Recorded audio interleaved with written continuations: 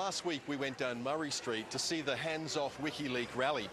The strangest thing about all of this WikiLeaks stuff is that you find that Mark Zuckerberg of Facebook recently won Times Man of the Year for releasing secrets that we probably don't want anybody to know. And yet Julian Assange of WikiLeaks is now being persecuted worldwide for releasing the secrets that we do need to know. Which one's in the public interest? We find out.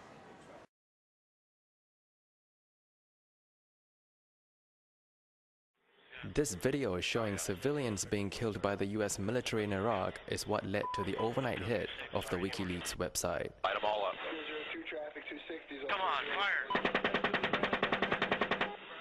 Hey, Roger.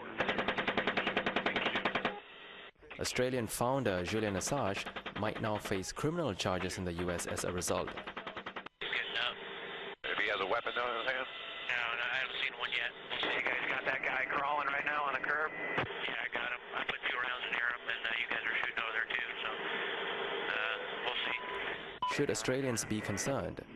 One man in Perth seems to think so. Hello Alex, welcome to Undercurrent. Thank you for being here. Alex, you've been organizing a series of events in Perth in support of WikiLeaks and its founder Julian Assange. Now tell us, why are you doing this? Well, we think it's very important, really. The attacks on WikiLeaks are attacks on fundamental values like free speech, like democracy and journalistic freedom. These things are integral to the good things in our society, and we think that they're important to defend them.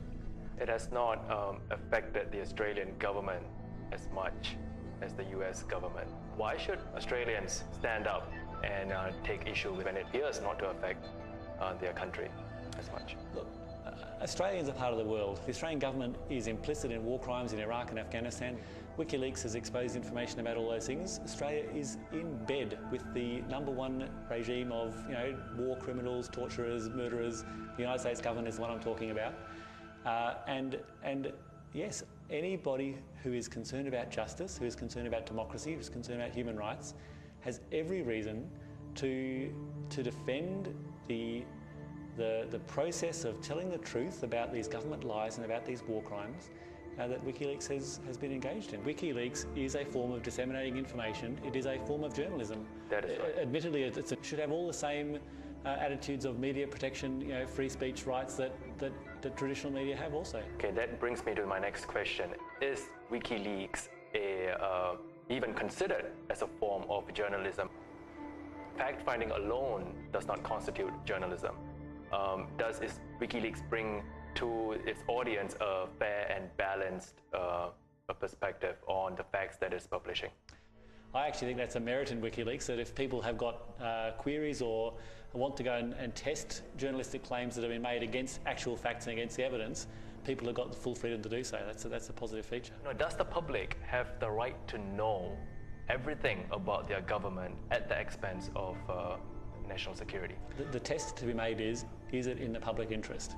That is right. And the example that was given, it might be a problem if someone's publishing, worldwide launch codes for nuclear missiles. That might be a problem. Is that in the public interest? Probably not.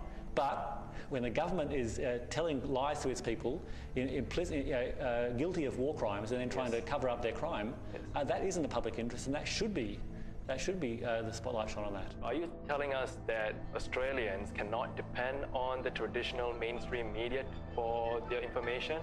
The corporate media is often embedded in the establishment, and its critique is limited. And so people that want a real penetrating analysis, that really want to get to the bottom of some issues, can't always rely on the mainstream media to get the information that they need.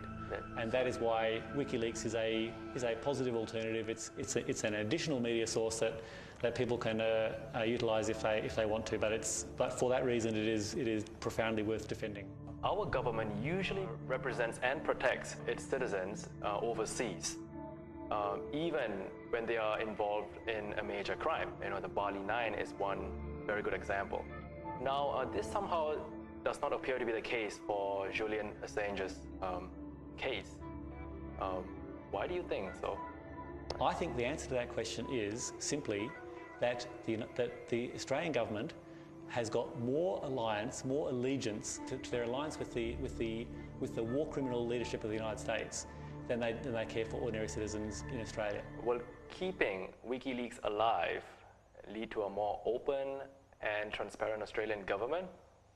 Put it this way, I don't think you can get more openness and transparency by closing WikiLeaks down. So for that reason, yes, we are definitely trying to defend WikiLeaks and keep it open. That's not to say that governments will not respond to WikiLeaks, and one of the possibilities is that governments themselves will try and clamp down and close up, and obviously that's something that citizens should protest about and resist. But as WikiLeaks has shown, you can't keep a secret forever. Thank you, Alex. Thank you for your time. It's been great having you on Undercurrent. Thank you. Good to be here. Light them all up. 202 traffic 260 is Come on, fire. Hey, Roger. No, we got two birds. We're still firing. Roger. Got him. 6 is a 2-6. We'll move, but we got Oh, I'm sorry.